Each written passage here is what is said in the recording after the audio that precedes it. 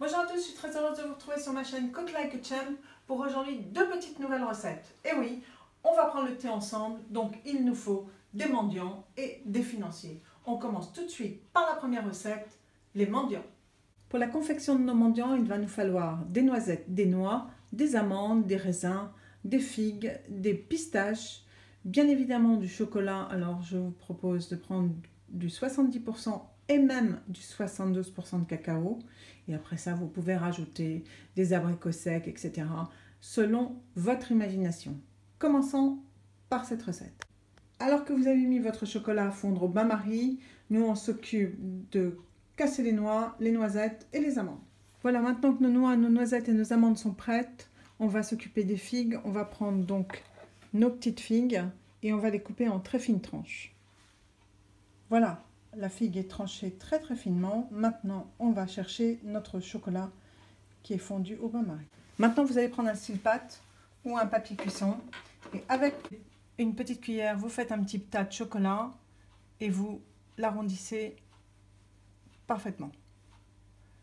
Faites ça une dizaine de fois. Une fois que vos cercles de chocolat sont faits, maintenant on va pouvoir y installer les pistaches, les amandes, les noix, etc. Et bien voilà, vous avez vu, on a pu installer maintenant les pistaches, les noix, les amandes, comme vous l'avez souhaité, sur vos mendiants que l'on va mettre maintenant au frigidaire afin que tout cela prenne. Alors que nos mendiants sont au frigidaire en train de refroidir et bien prendre, maintenant passons donc à la deuxième recette, les financiers. Voyons donc les ingrédients pour cette petite recette. Pour cette recette de financier, nous allons avoir besoin de 25 g de farine, 65 g de poudre d'amande, 115 g de sucre glace, 85 g de beurre et 3 œufs, mais uniquement les blancs. Passons donc à l'exécution de cette recette. Bien, pour commencer, on prend une casserole, on met le beurre et on va le faire devenir noisette. C'est-à-dire qu'il va faire des petits dépôts noirs et il va avoir finalement le goût de noisette. Entre-temps, on s'occupe du reste. Dans un grand saladier, on va y mettre la farine.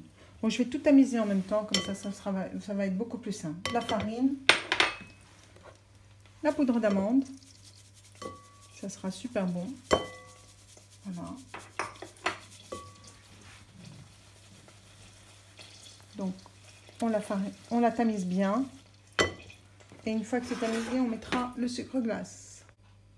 On va faire la même chose pour le sucre glace tout en jetant un œil sur notre beurre, hein, ne l'oubliez pas. Et votre four est préchauffé à 200. Voilà, nous avons donc la farine, le sucre et la poudre notre beurre commence à fondre et même à chanter un petit peu. Mais la couleur n'est pas encore celle que nous attendons.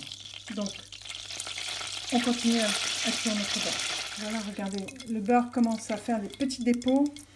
Et vous pouvez le sentir, ça commence à sentir la noisette. Donc on va le laisser encore un tout petit peu. Et ensuite, on va le retirer et le laisser refroidir un petit peu. Voilà, on continue comme ça quelques instants, mais vraiment quelques instants. Voilà. Et maintenant, regardez, tous les petits dépôts là, tous les petits points noirs, c'est parfait. C'est juste le goût de noisette. Et bien maintenant, vous arrêtez et vous mettez votre beurre juste sur le côté. Et on continue notre recette. On prend notre saladier dans lequel il y a le sucre, la poudre d'amande et la farine. Et on va y verser notre beurre noisette, vous voyez, comme ceci. Et on va remuer avec la spatule. Donc je remue bien, je mélange bien et je reviens vers vous. Une fois que le mélange avec le beurre noisette est fait, on prend les blancs d'œufs et on mélange à cette pâte. Donc je mélange bien.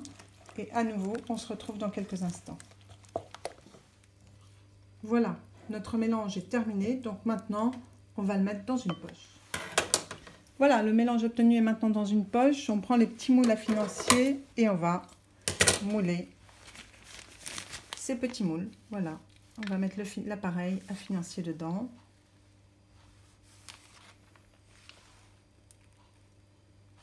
Donc je continue tous mes financiers et je reviens vers vous pour aller au four. Et voilà, il ne nous reste plus qu'à aller enfourner à 200 degrés. Voilà, j'ai donc laissé un quart d'heure mes financiers au four à 200. Ils sont parfaits, maintenant je vais les démouler. On va attendre qu'ils refroidissent et ensuite on se fera une petite tasse de thé avec les mendiants et les financiers. A tout de suite. Et voilà, maintenant qu'ils sont refroidis, on peut dresser nos financiers sur un petit ravier.